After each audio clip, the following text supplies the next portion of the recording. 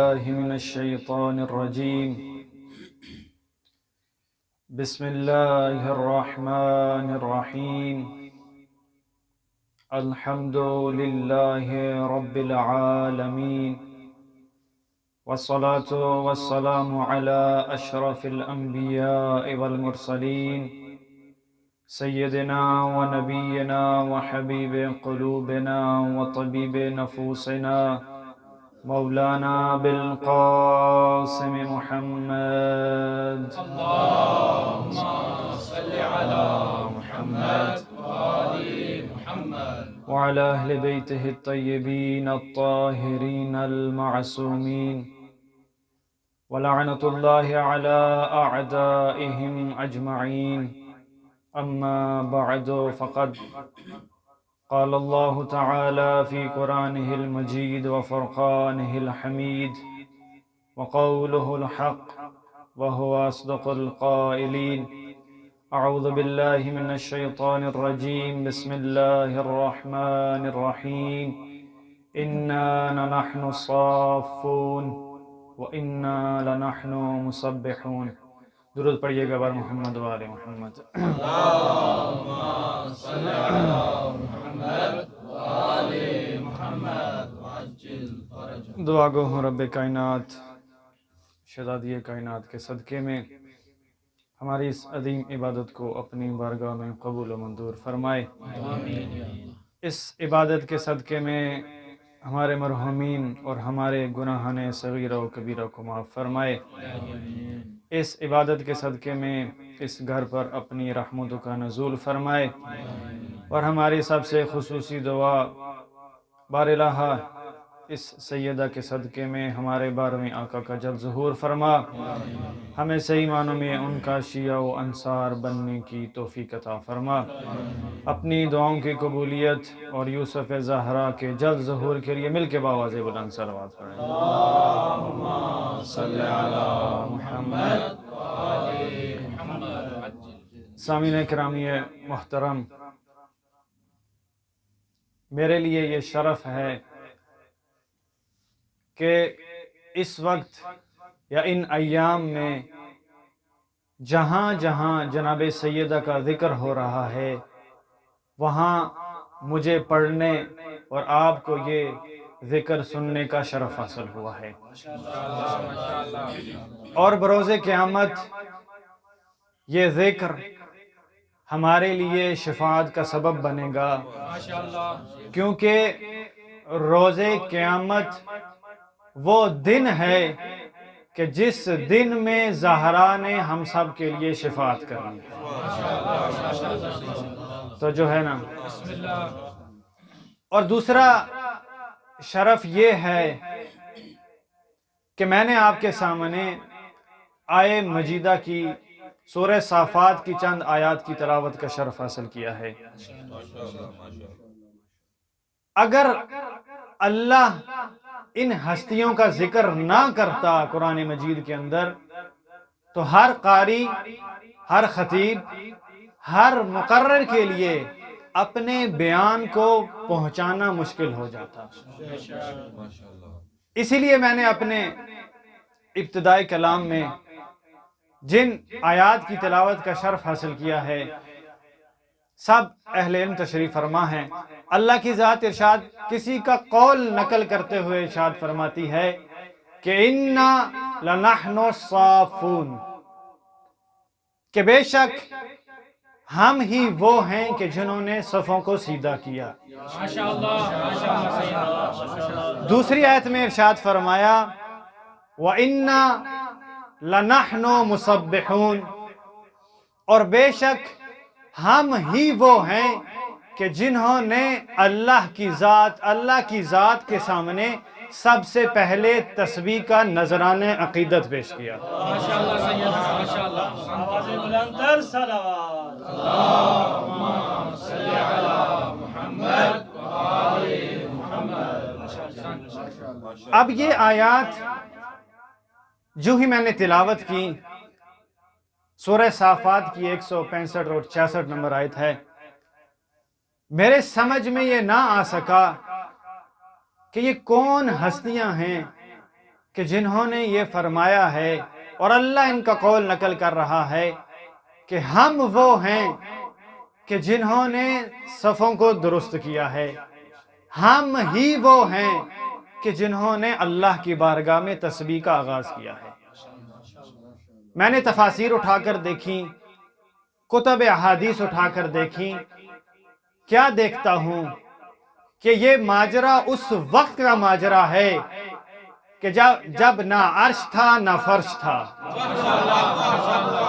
نہ درخت تھے نہ آدم تھا، نہ مٹی تھی نہ ہوائیں تھیں، بلکہ کون تھا؟ یا یزدان تھا یا فاطمہ کا خاندان تھا۔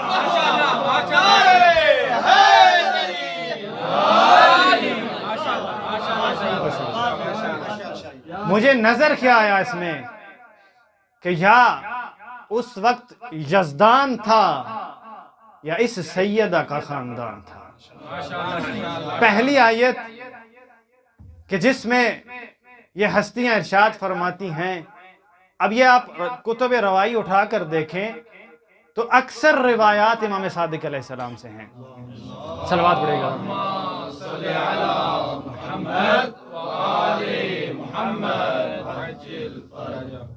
اکثر روایات امام صادق علیہ السلام سے ہیں کہ جس کی تفسیر ان آیات کے ضمن میں کرتے ہیں۔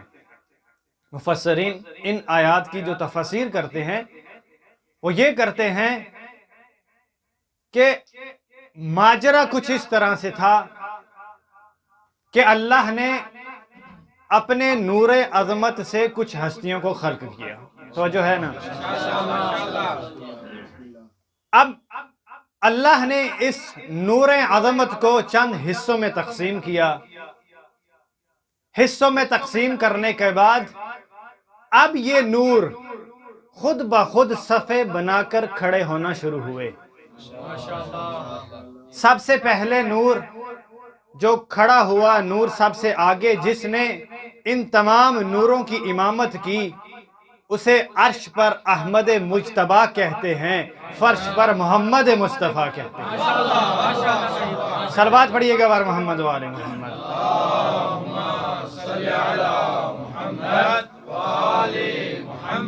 اب اس بڑے نور کے بعد نور عظمت کا دوسرا حصہ جو اس پہلے نور سے بلا فصل کھڑا تھا، وہ شہنشاہ ولایت علی ابن ابی طالب کا نور تھا۔ اب انہی دونوں نوروں کے دائیں طرف ایک نور تھا کہ جنہیں امام حسن کا نور کہا جاتا ہے، دوسری طرف ایک اور نور تھا کہ جسے امام حسین علیہ السلام کا نور کہا جاتا ہے۔ ابھی ان چار نوروں کے بعد ایک انوار کا سلسلہ چلتا ہے کہ جو امام زمانہ عجل اللہ تعالی فرجہ الشریف کے نور تر منتہی ہوتا ہے۔ اب ان سارے نوروں کے آخر میں ایک نور ہے کہ جسے روایات میں اس طرح تعبیر کیا گیا ہے کہ جس نور نے عصمت کی ردا پہنی ہوئی تھی، کہ جسے عرش پر زہرا کہتے ہیں، فرش پر فاطمہ کہتے ہیں۔ بلکہ بآواز بلند بلکہ بآواز بلند صلوات پڑھیے گا۔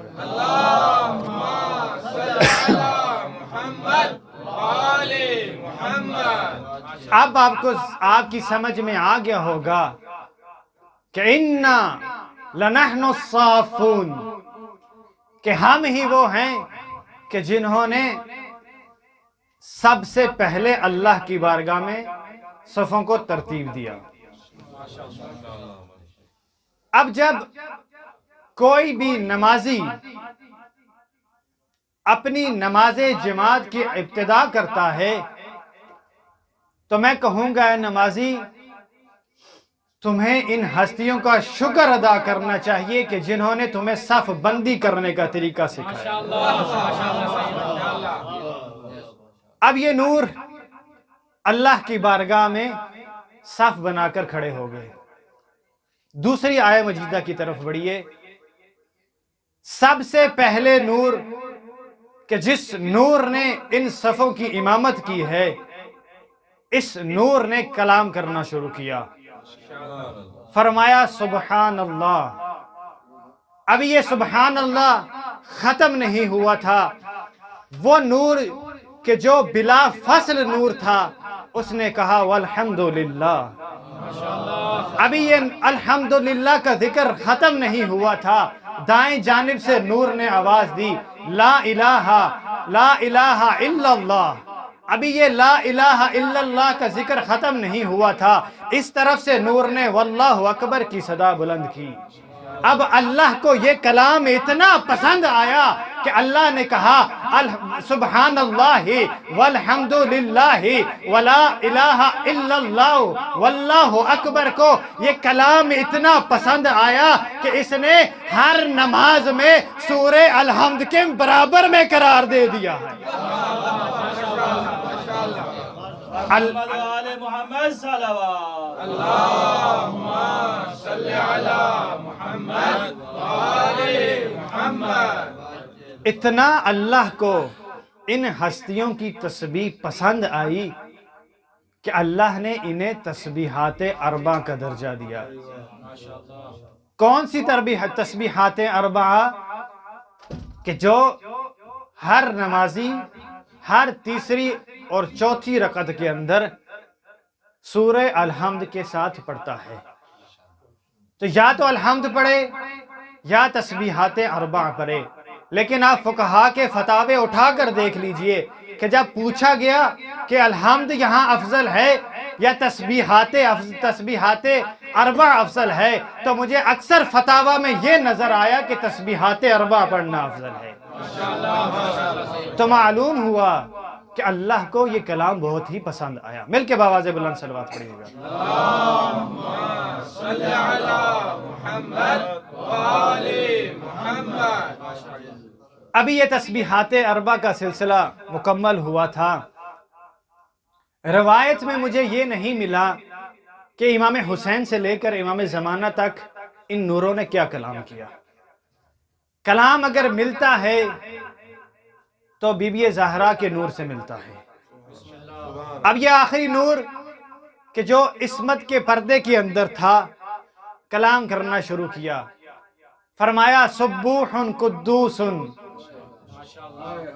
توجہ رکھیے گا، فرمایا سبوح قدوس ربنا ورب الملائکۃ والروح۔ اب یہ کلام دیکھیے گا، بی بی کے نور نے کلام کس طرح ابتدا کی ہے۔ اب میں اسے اپنے لہجے میں پیش کروں گا۔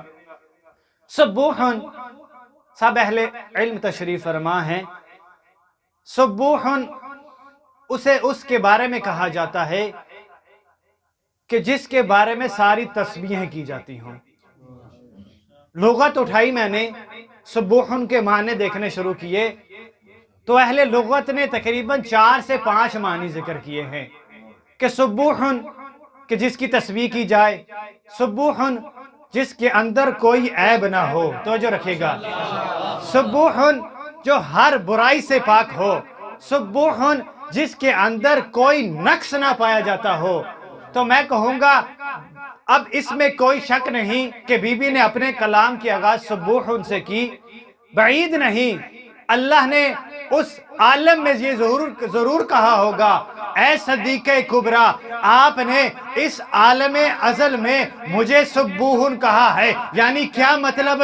آپ نے یہ گواہی دی ہے کہ اے اللہ تو ہر عیب سے پاک ہے، اے اللہ تو ہر برائی سے پاک ہے، اے اللہ تو سارے نقص سے پاک ہے۔ اے فاطمہ تیرا گھر ہوگا، تیرا بابا ہوگا، تیری چادر ہوگی، انما یرید اللہ۔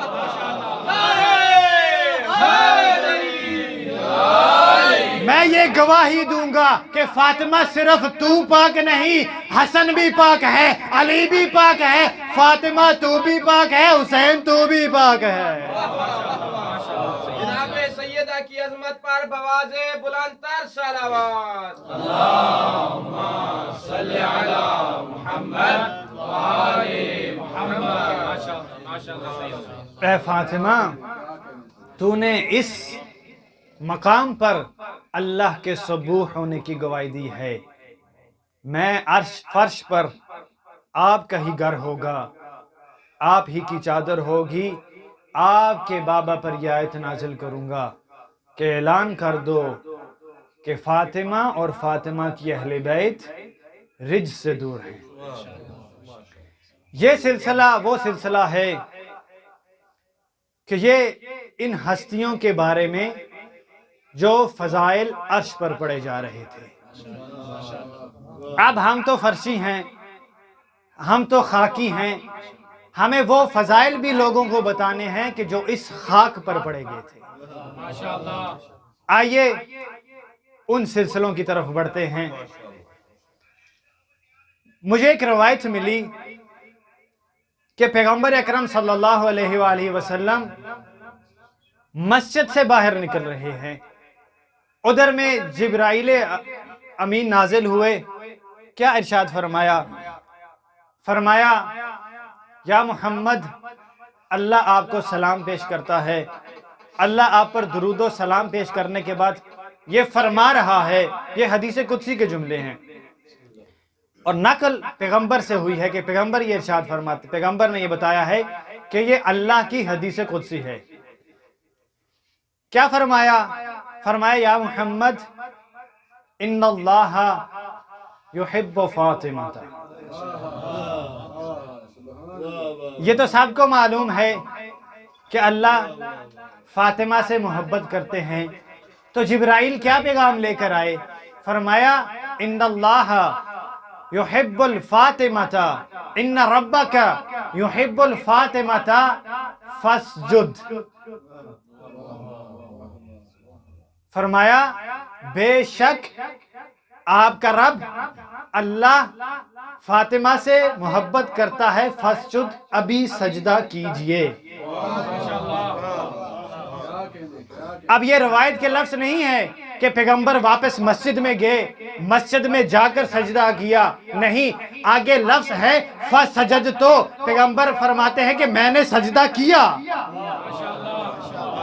ابھی میں کہوں گا اے جبرائیل، پیغمبر کسی ضروری کام سے جا رہے ہوں گے، اپنی ازواج کے گھر جا رہے ہوں گے، کسی جنگ پر جا رہے ہوں گے، اپنے کسی صحابی سے ملنے کے لیے جا رہے ہوں گے، کسی ضروری کام کے لیے بازار میں جا رہے ہوں گے۔ فرمایا نہیں، اللہ کہہ رہا ہے کہ ان ربک یحب الفاطمہ، کہ اللہ فاطمہ سے محبت کرتا ہے، فاسجد ابھی سجدہ کیجئے۔ تو وجہ کیا ہے؟ تو جبرائیل کہیں گے تجھے معلوم نہیں ہے، اگر فاطمہ ہے تو ازواج ہیں، اگر فاطمہ نہیں تو یہ کچھ بھی نہیں۔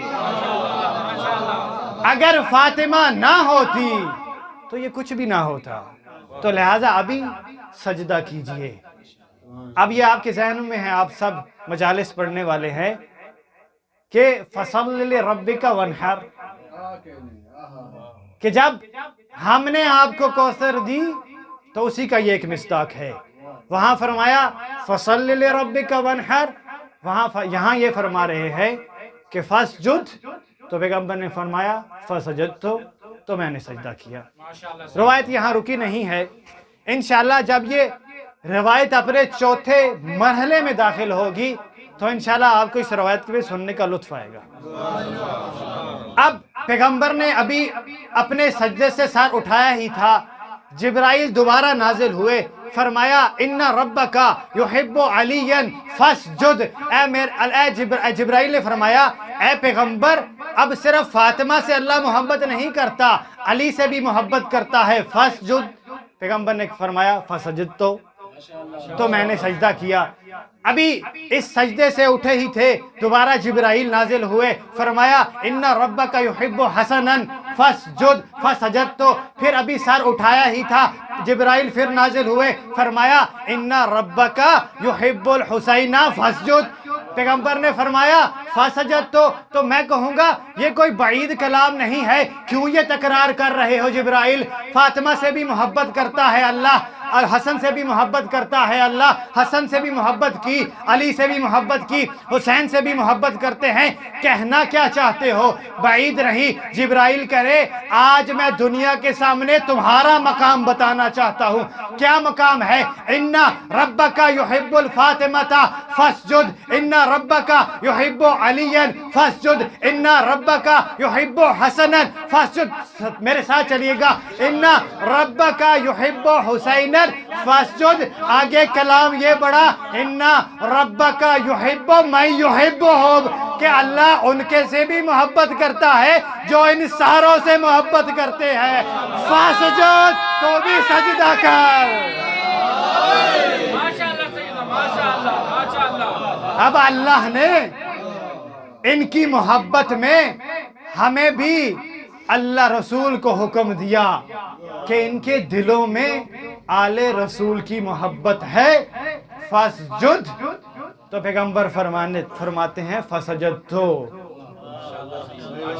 یہ اگر ہمیں منزلت ملی ہے کہ آقا رسول اس مودت اور محبت کہ جو ان کی امت کو ملی ہے، اس نعمت کے شکر میں یہ سجدہ ادا کرتے ہوئے نظر آتے ہیں۔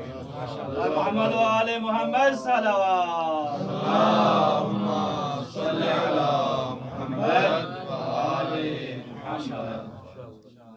اب یہ روایت آگے نہیں کچھ ملتا کہ پیغمبر، یہاں پر روایت کا اختتام ہو چکا ہے کہ فرمایا کہ میں ان شیعوں سے بھی محبت کرتا ہوں کہ جن کے دلوں میں آل محبت کی محبت ہے۔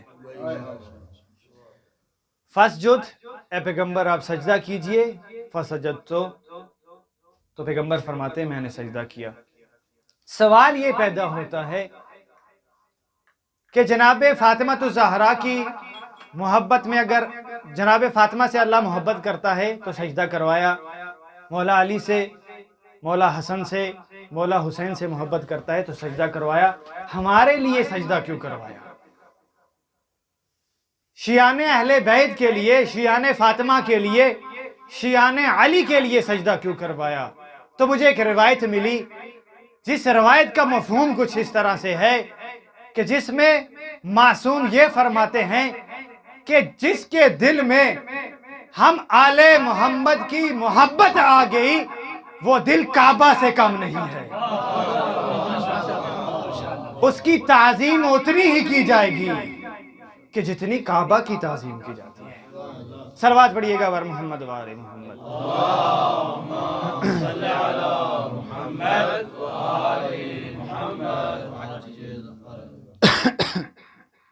پھر بھی بآواز بلند صلوات پڑھیے گا۔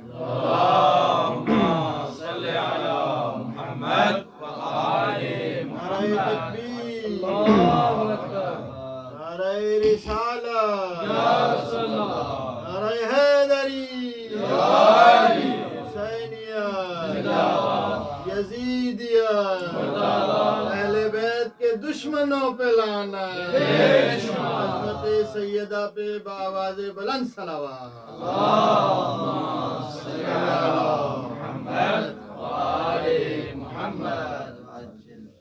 اب دوسرا سوال جو اس روایت سے اٹھتا ہے وہ یہ ہے کہ ہمارے دلوں میں آل محمد کی محبت تو آ گئی، اب اس محبت اور مودت کرنے کا ہمیں اجر کیا ملے گا؟ یہاں اس دوسرے سوال کے جواب سے پہلے میں آپ کے سامنے محبت اور مودت کا کچھ فرق بیان کرنا چاہتا ہوں۔ آپ سب مودت اور محبت کا فرق مجھ سے بہتر جانتے ہیں، لیکن ایک فرق یہ نیاز مند پیش کرنا چاہتا ہے اپنی عقیدت کے جملوں سے کہ محبت اسے کہتے ہیں کہ جس کا سب کے سامنے اظہار کرنا ضروری نہیں ہوتا۔ مجھے اپنی ماں سے محبت ہے، لیکن اللہ نے یہ نہیں کہا کہ جاؤ چوک میں کھڑے ہو کر اعلان کرو کہ تمہیں اپنی ماں سے محبت ہے۔ مجھے اپنے والد سے محبت ہے، لیکن اللہ نے یہ اعلان نہیں کروایا کہ جاؤ بھرے مجمع میں کھڑے ہو کر اعلان کرو کہ تمہیں اپنے بابا سے محبت ہے۔ لیکن مودت وہ چیز ہے، ہمیں فاطمہ زہرا سلام اللہ علیہا سے مودت ہے، ہمیں جناب علی علیہ السلام سے مودت ہے۔ مودت کیا ہوتی ہے؟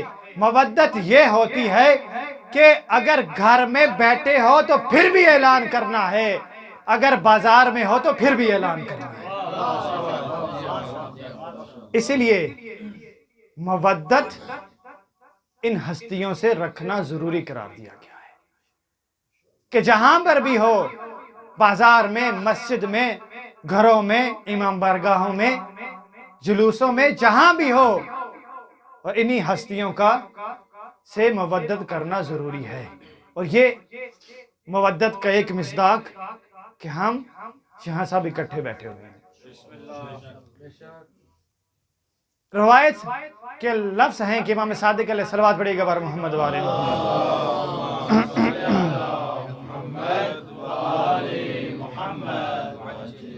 امام فرماتے ہیں کہ رسول سے پوچھا گیا کہ ان آل سے مودت کرنے کا اجر کیا ملے گا؟ تو رسول گرامی قدر نے ارشاد فرمایا کہ جو ان سے محبت کرے گا داخل الجنت معی، میرے ساتھ جنت میں داخل ہوگا۔ اور آپ جانتے ہیں معی اسے نہیں کہتے، معی اسے کہتے ہیں۔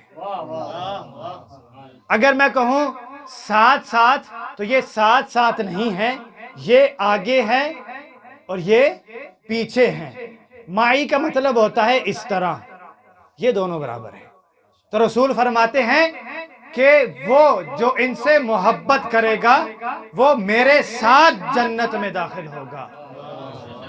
اب میں کہوں گا یا رسول اللہ، ہمیں یہ سن کر خوشی ہوئی کہ ہم ان سے مودت کرتے ہیں تو ہم جنت میں آپ کے ساتھ داخل ہوں گے، لیکن اگر آپ ہماری اس خوشی کو تھوڑا سا اور بڑھا دیجئے، کس طرح؟ آپ یہ بتا دیجئے کہ جو ان سے محبت نہیں کرتا اس کا انجام کیا ہوگا۔ تو پیغمبر نے حدیث کو آگے بڑھایا، کہا یہ لو اپنی خوشی بڑھا لو، تم میرے ساتھ جنت میں داخل ہوگے، لیکن جو فاطمہ اور فاطمہ کی آل سے بغض رکھے گا وہ جہنم میں داخل ہوگا، صرف جہنم میں نہیں، جہنم کے گڑھے میں پھینک دیا جائے گا۔ نعرہ حیدری، جہنم۔ والے محمد صلوات۔ اللہم صلی علی محمد۔ اب یہ تو سن کر ہمیں خوشی ہوئی کہ فاطمہ سے بغض کرنے والے کو عذاب ملے گا، تو اب آپ کے چہروں پر تھوڑی اور مسکراہٹ لانے کے لیے کہ جب امام صادق سے پوچھا گیا، ایک بندے نے پوچھا آ کر، راوی نے، یا ابن رسول اللہ، میں فاطمہ سے بھی محبت کرتا ہوں، ان کی آل سے بھی محبت کرتا ہوں، اور علی علیہ السلام سے بھی محبت کرتا ہوں۔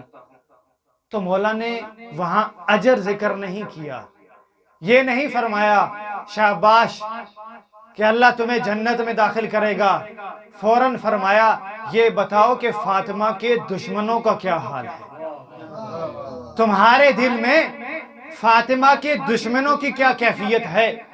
اب یہ راوی، جائیے روایت اٹھا کر دیکھیے، راوی نے اپنے سر کو جھکا لیا، جھکا کر کہتا ہے کہ یا ابن رسول اللہ، یہ اور وہ، ہذا و ہذا۔ پیغمبر نے، امام صادق فرماتے نہیں، بتاؤ تیرا موقف کیا ہے۔ پھر کہنے لگا، اب یہ کیونکہ زبان اس کی قابو میں نہیں تھی، دل میں ان کی محبت رکھتا تھا، کہنے لگا ہذا و ہذا۔ امام صادق نے فرمایا نہیں، صحیح بتاؤ تمہارے دل میں ان کے دشمنوں کے بارے میں کیا عقیدہ ہے۔ جب وہ نہ بولا تو فوراً امام صادق نے فرمایا کہ اب تمہیں علی مولا کی محبت کوئی فائدہ نہیں دے سکتی۔ کیوں؟ فوراً فرمایا کہ جن کے دل میں ان کی محبت ہو ان کی عبادت بیکار جو رہی ہے، لہٰذا اگر چاہتے ہو کہ تمہاری ساری عبادت قبول ہو، علی سے محبت بھی کرو، فاطمہ سے محبت بھی کرو، اور ان کے دشمنوں پر تبرہ بھی کرو۔ مل کے بآواز بلند صلوات پڑھیے گا۔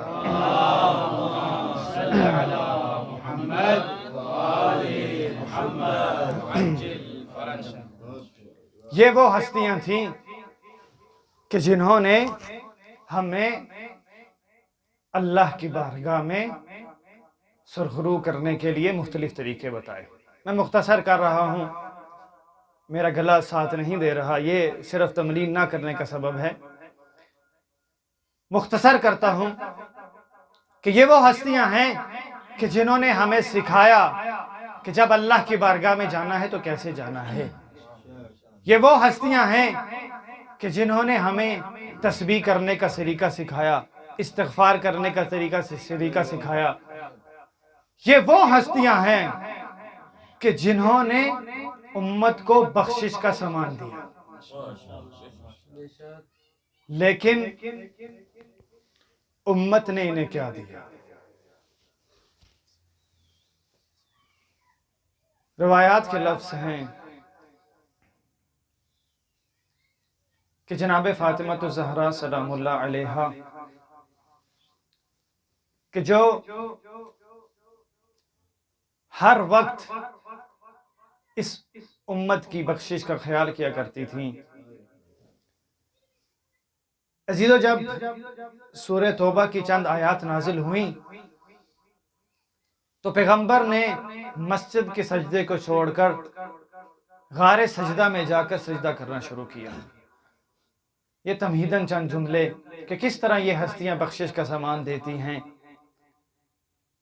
پیغمبر جا کر وہاں سجدہ کر رہے ہیں، گریہ کر رہے ہیں، فقط نماز کے وقت مسجد میں تشریف لاتے ہیں، جو ہی نماز ختم کرتے ہیں فوراً جا کر اس غار پر سجدہ کرنا شروع کرتے ہیں اور گریہ کرتے ہیں، بار الہ میری امت دوزخ میں جائے گی، بار الہ آپ میری امت کو عذاب دیں گے۔ اصحاب جا کر کہتے یا رسول اللہ، ہم آپ کو اس کیفیت میں دیکھ کر بہت غمزدہ ہیں، آپ واپس تشریف لے آئیے۔ پیغمبر واپس تشریف لانے کو تیار نہ ہوتے، گریہ کرتے رہتے۔ ازواج گئیں، ازواج نے بھی کوشش کی، یا رسول اللہ آپ کی یہ کیفیت ہم سے دیکھی نہیں جاتی، آپ تشریف لے آئیے۔ پیغمبر گریہ کرتے رہتے، پیغمبر واپس اپنے گھر نہ آئے۔ اب یہ اصحاب اور ازواج مل کر جناب فاطمہ کے در پر آئے، جانتے تھے کہ اگر پیغمبر کسی کی بات مانیں گے وہ فاطمہ ہیں۔ آئے جناب فاطمہ کے پاس، کہا آپ کے بابا اپنی امت کی وجہ سے پریشان ہیں، جائیے جا کر اپنے بابا کو لے کر آئیے۔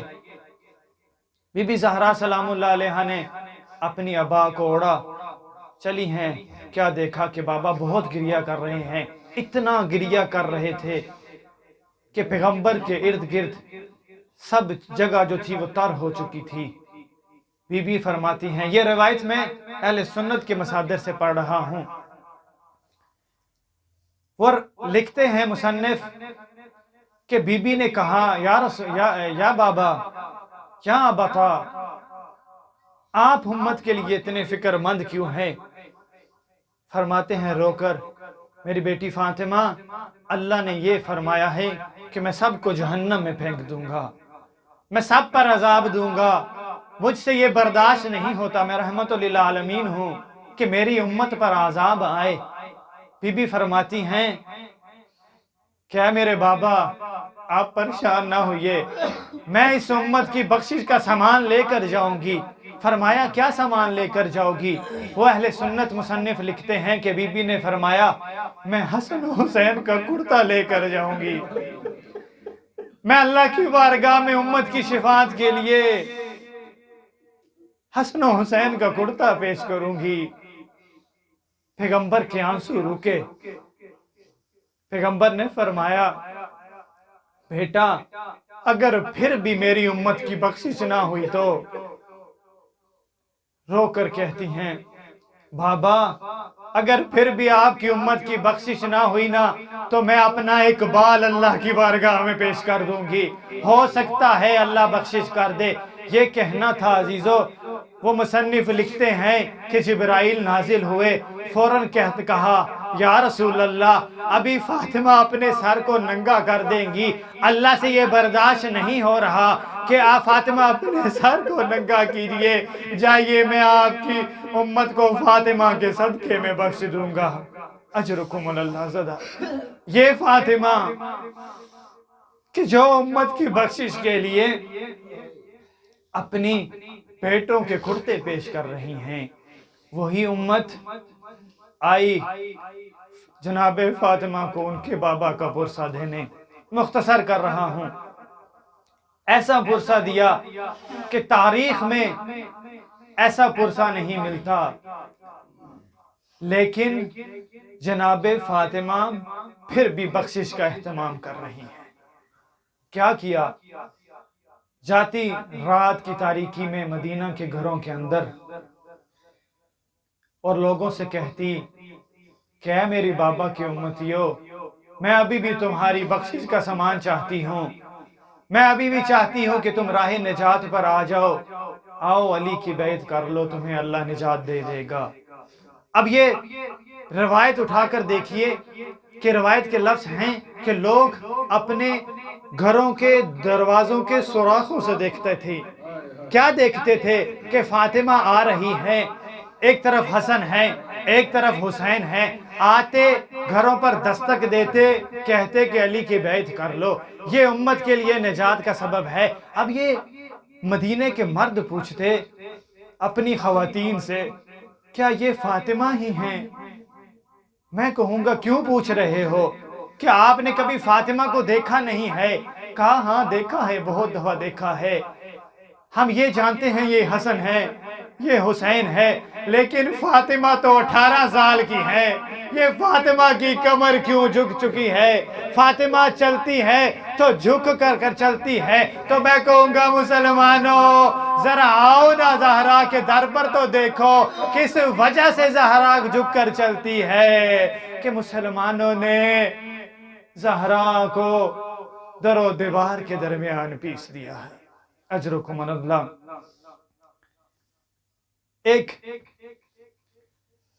عراق کے مشہور خطیب ہیں، وہ پڑھ رہے تھے کہ عبد الرضا کعبی کی خواب میں امام حسن علیہ السلام آئے، کہتے ہیں عبد الرضا کعبی، اللہ نے تجھے میری ماں کی وجہ سے شہرت دی ہے، تو آج اس دنیا میں اگر مشہور ہے تو میری ماں کا مصائب پڑھتا ہے، لیکن ایک مصائب تو نہیں پڑھتا کہ جو میرا مصائب ہے۔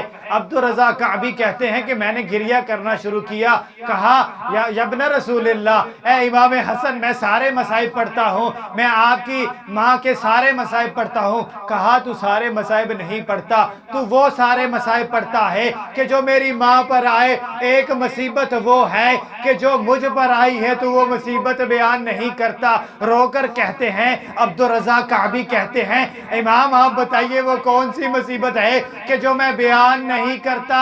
کہا اس وقت میری ماں چکی پیس رہی تھی کہ جب مسلمان پرسہ دینے کے لیے آئے، حسین شہر میں موجود نہیں تھے، زینب شہر میں موجود نہیں تھی، میں نے دیکھا مسلمانوں نے ہمارے دروازے کو آگ لگائی، مسلمانوں نے میری ماں پر تازیانے برسائے۔ اجرکم اللہ۔ یہی وجہ ہے عزادارو، امام حسن علیہ السلام جب جایا کرتے تھے نا، کوئی بھی ملعون گزرتا کہ جنہوں نے بی بی زہرا پر ظلم کیا، فوراً اپنا منہ دیوار کی طرف کر دیتے، گریہ کرنا شروع کر دیتے۔ راوی پوچھتا یا ابن رسول اللہ آپ نے کیوں گریہ کرنا شروع کیا؟ رو کر کہتے تمہیں معلوم نہیں ہے یہ وہی ملعون ہے کہ جس نے میری ماں کے چہرے پر اجر رسالت ادا کیا۔ اللہ لعنت اللہ علی قوم الظالمین۔